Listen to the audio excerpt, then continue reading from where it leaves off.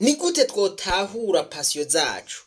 Ni gute twotahura ivyo dukunda gukora mu buzima? Ni gute twotahura ivyo dushoboye gukora mu buzima?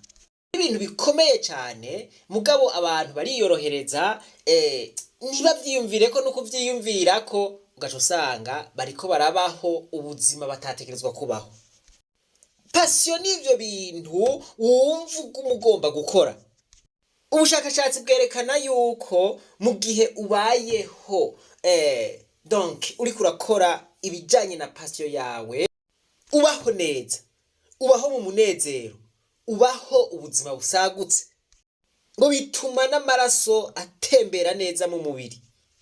Uwo vyoshobokera yogerageza kumenya ico kintu akunda mu buzima, hanyuma akagikoresha, akagikoreramwo.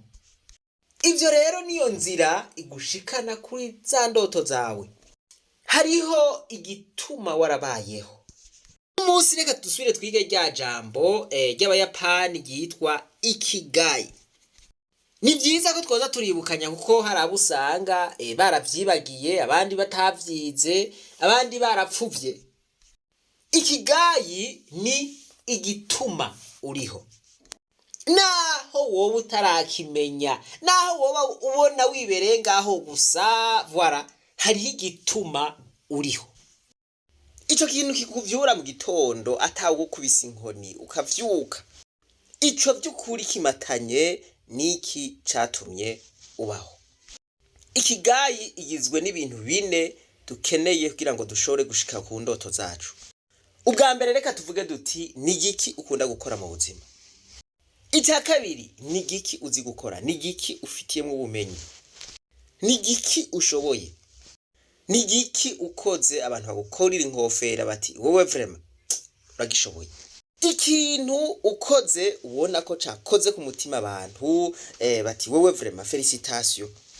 Ico kintu ni igiki vraiment ntacu urabona ngaho. Aka kantu mukumve, hariho ivyo ushobora kuba ukunda gukora ukumva vraiment wobikora, mugabo atavyo uzi gukora, mugabo atavyo ushoboye. Hakabaho n'ivyo ushoboye ukaba uri bitumwako, ubikoza abantu bakavuga bati wowe vraiment urwatanje, mugabo utabikunda. Nka jewe ndakunda gukina basket, vraiment ndayikunda, mugabo ntavyo nshoboye. Sinoshobora kuja muri match, sinoshobora kuja mu professionnel. Nduwa saa munani ndumuhabere, mugabo hari uwundi usanga ari mu professionnel abishoboye, hamwe agize rase yonyene aca yinjiza, voilà, mugabo gasanga ntabikunda. Okay, ivyo ndiko ndavuga ngaha ni biki ukunda gukora kandi ushoboye, canke ni biki ukunda gukora mugabo utabishoboye, ukumva vraiment wobikora ukaryoherwa n'abariko barabigira, mugabo wewe atavyishoboye. Ivyo urashobora kubitwandikira muri commentaire. Mbega abantu bakeneye iki? Ni igiki ufise abantu bakeneye? Nta kintu na kimwe ufise abantu bakeneye, nta kintu na kimwe abantu bokwamurako.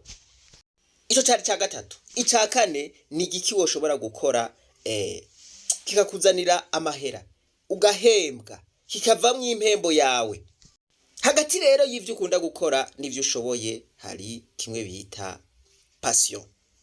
Passion iri hagati y'ivyo ukunda gukora n'ivyo ushoboye, voilà. Passion ni ibihuza. Iyi passion ni nguvu zikuvyura kugira ngo ukore vya bindi ukunda, kugira ngo ukore vya bindi ushoboye.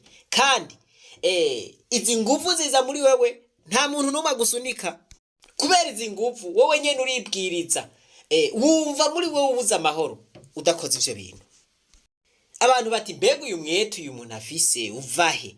Voilà, ni passion, ariko arakora ivyo akunda, ariko arakora ivyo ashoboye.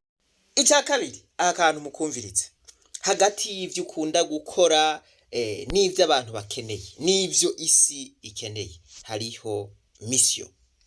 Mission yawe igikorwa cawe ca misi yose, ico gikorwa ukora buri munsi, ico gikorwa ukunda, voilà,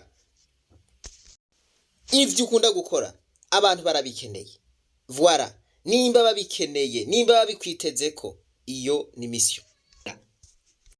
Reka ntaga akarorero, jewe ndakunda kwigisha ni igikorwa nkunda, ico mbonye cose ndakibonamwo icigwa, ico nkozeko cose ndacumvamwo icigwa, ico umuntu ambwiye cose ndagituruna nkakibonamwo icigwa, nkakibonamwo bonisi, akantu kose ndakabonye ndakabonamwo icigwa, voilà, nikomeze. Okay, mbega ndabishoboye, je ndafise ingene nipima, nguma muri wa mwete, ngumizako, nico gituma nguma niga kugira ngo ndabishobore. Ahanini bimenywa n'abariko barakuraba, bimenywa na mwebwe. Ivyo mwebwe mukeneye rero, zanyigisho murazikeneye, voilà. Ndashobora kwigisha ukavuga uti basha aka kantu vraiment karamvunikiyemwo narinda gakeneye, uzi kwa kantu kamfashije, aka kantu kabisa kagiye gutuma nshika kwindi ntambwe, voilà. Hagati y'ico gikorwa nkunda gukora n'ivyo bintu wewe unkeneyeko, hariho ubutumwa bwanje, hariho mission yanje. Mission nico gikorwa ukora buri munsi, nico gikorwa ukunda, nico gikorwa kikuzindura. Iyo ukunda igikorwa hanyuma hagira umuntu akikubuza kugikora, ni nkuko abakwishe. Haje umbujije kwigisha, woba wandangije, naho utokwigurazana inkoyo ukundasa, woba wandangije, kuko noca nyinga, noca mbikinginga ico ngaho nyene, abantu bakabona ngene ndagira amasinye, ngene ndavuza amasifre, voilà. Ntariko ndigisha, ntariko ndabigisha, okay, ndi jenyene mba ndiko ndivugana, ngira nti hariya ano korukuga, abahungu n'abazunguruku nkagira uku, akanda kagize uku, ivyo nivyo biguma mu mutwe wanje. Mwebwe data wanje ngira ngo ntibibashikira ngo musange muriko murivugana, usange wivuganye uri wenyene. Tije vraiment, oya vraiment, no, oui, agenda bigize uku, vyokunda, yego, voilà. Ugasanga amasinye, ukagira amaboko kuntu hariya, murambabarira ngira ngo ibintu nk'ibi bishikira jeje nyene da. Ndibuka umudamu twigeze guhurira muri ville, agenda araraba ingene ngenda ndivugana, yandavye kera, ati ushaje ningogasha, uri kurivugana, ako karagaciyemwo, voilà. Niki wahamagariwe, nubuhe butumwa bwawe, hagati y'ibikorwa ukunda gukora buri munsi n'ivyo abantu bakeneye, ubwo nibwo butumwa bwawe. Kumbura urumva yuko utadandaje ata mahoro woronka, voilà. Ivyo udandaza abantu barabikeneye hariya, donc utadandaje abantu ntibarya. Imbico gikorwa ugikunda, ubwo nibwo butumwa bwawe, ico nico waremewe. Mission, ubutumwa nico gikorwa ukora ku munsi kugira ngo umunsi umwe bizogushitse ku ndoto zawe. Kumbura ufise indoto yo kubaka entreprise y'akataraboneka, ivyo bikorwa ukora ku munsi niyo mission yawe. Igikorwa nkora ku munsi cyo kwigisha, nkiyarangira ni akanda gashitsemwo tipule tanke, voilà, ni mission yanje. Ico gikorwa cyo kwigisha, voilà, ndizera yuko umunsi umwe kizoshikana ku ndoto yanje, voilà. Iyo ni mission. Ikigayi, ubuhinga ushobora kugufasha. Iyo ukoze ico ukunda ukagiha abakirindiriye, ukagiha abagikeneye, mu gihe ubahaye ikintu ca karite, ikintu c'isuku, mu nyuma uraheza ukabihemberwa. Hagati y'ico kintu ushobora kuronkera impembo n'ico kintu abantu bakeneye niho hari ico bita vocation. Vocation reka tuwite umuhamagaro. Naho udahembwa amahera, impembo ziri kwinshi, uzohembwa n'Imana. Mugabo Imana ntiguhamagara ngo uzoje kumererwa nabi. Ijambo ry'Imana rivuga ngo kuko idufitiye imigambi myiza. Ico gikorwa ucitwayemo neza, ukagikora neza, ugasereva abantu neza. Narabwiye yuko mu bantu ariho ubutunzi bunyegeje. Iyo ubaserevye neza rero, iyo ubakoreye neza, impembo urayironka. Uri pasitori ugakorera igikorwa neza abantu, iyo uri patiri ugakorera igikorwa neza abantu, voilà, you can be paid for that. Ico urashobora kugihemberwa. Patiri ntashobora kubaho nabi, abakirisu bari ngaho. Pasitori ntashobora kubaho nabi, abakirisu bari ngaho. Umwigisha ntashobora kubaho nabi, abigishwa biwe mu gihe abigisha neza ntivyoshoboka. Hagati rero ya bimwe uzi canke ivyo ushoboye, nibi ushobora guhemberwa canke kuronkera impembo, yaba amafaranga canke ibindi, aha haca haza ico bita profession canke job. Voilà, ikigayi ni ikinyene. Insiguro ya ikigayi ni ndabahaye. Ni ukuvuga ngo mu Congereza bavuga ngo the reason for being. None wewe gantuze, reka ndakugarukeko. Ukunda gukora iki? Ni igiki ushoboye? Ni igiki uzi? Ni igiki woshobora guha abantu? Ni igiki abantu bo kwitegako? Voilà, ni igiki woshobora kuronkera impembo, guhemberwa? Voilà, ibi bintu byose byakoranye urahejeje gutora ico wabereyeho. Aha aka kantu mukumve karahambaye cyane. Imbere yuko tuja mu bindi nagomba mwanze mugatahura. Hari ivyo ukunda gukora kandi ushoboye. Voilà. Ivyo reka tuvyite passion. Bakubajije ati passion yawe ni yahe? Uvuga ivyo ukunda gukora, ivyo ushoboye. Ubwa kabiri, hari ivyo ukunda gukora mugabo udashoboye. Urakunda kubikora mugabo ntubizi neza, ntubimetriza neza. Reka tuvyite potentiel. Ubwa gatatu, ntavyo ukunda mugabo urabishoboye. Ubwa kane, ntavyo ukunda kandi ntavyo ushoboye. Nshaka kubaza nti n'ivyaho ukunda kandi ushoboye, n'ivyaho ukunda mugabo udashoboye, n'ivyahe udakunda mugabo ushoboye, n'ivyahe udakunda kandi ntushobore. Ahantu abantu benshi bari bazamiye naha muri ibi bintu bibiri vya nyuma. Abantu usanga bariko barakora ivyo badakunda naho baba bishoboye. Umugwi wa kabiri usanga bariko barakora ivyo banka kandi badashoboye. Aha rero niho bipfira, niho ivyama vyapfuye bipfira. Ego arashoboye kuvura mugabo ntavyakunda. Voilà, nico gituma cafata abagwayi nabi ugasanga ariko arabakankamira, usanga ariko arabarya umutima. Voilà, arashoboye kuvura mugabo ntavyakunda. Abandi nabo ugasanga ntakunda kuvura, nta n'ivyo ashoboye. Voilà, yibere ngaho aguma arya amahera ya leta. Ibi rero ni ingorane ikomeye kandi iri muri benshi. Uhuye n'umuganga akunda kuvura kandi abishoboye, uraryoherwa cyane. Hakaba ari wundi usanga abikunda cyane, naho batavyametriza neza zero potentiel. Nukuvuga ngo agenda arabimetriza, agenda ariga kubera bikunda, akaguma vyiga akaruha kabimenya. Voilà, zero potentiel.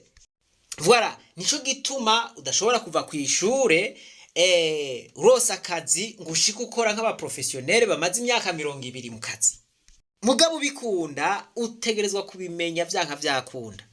Voilà, ico nico bita ikigayi. Murumva yuko umuntu wese ategerezwa kubimenya. Ukunda gukora iki? Ni igiki kuvyura buri munsi? Voilà, ni yahe passion yawe? Ni igiki ushoboye gukora neza gusumvya ibindi? Canke ni igiki ushoboye gukora neza gusumvya abandi? Ni igiki ukunda gukora buri munsi? Voilà. Ni igiki ushoboye gufasha abandi? Ni igiki ubona yuko coshobora kuguha impembo? Hariho abakwamye usanga batazi ico babereyeho canke ico babereyeho, their reason for being. Voilà, iki ni cigwa cagusa. Wewe gerageza wishure ibibazo nabajije. Udashobora kuvyishura muri komantere nyandikira dufashanye. Mana yanje ugomba nduhe mpita n'inkoni. Aka kantu abantu baragakengera, aka kantu abantu ntibashiramo ingufu kugira ngo bashobore kukamenya, ariko aka kabujije amahoro abantu benshi. Voilà, abantu umuntu uramubaza uti passion yawe ni yahe, akabura ica kwishura.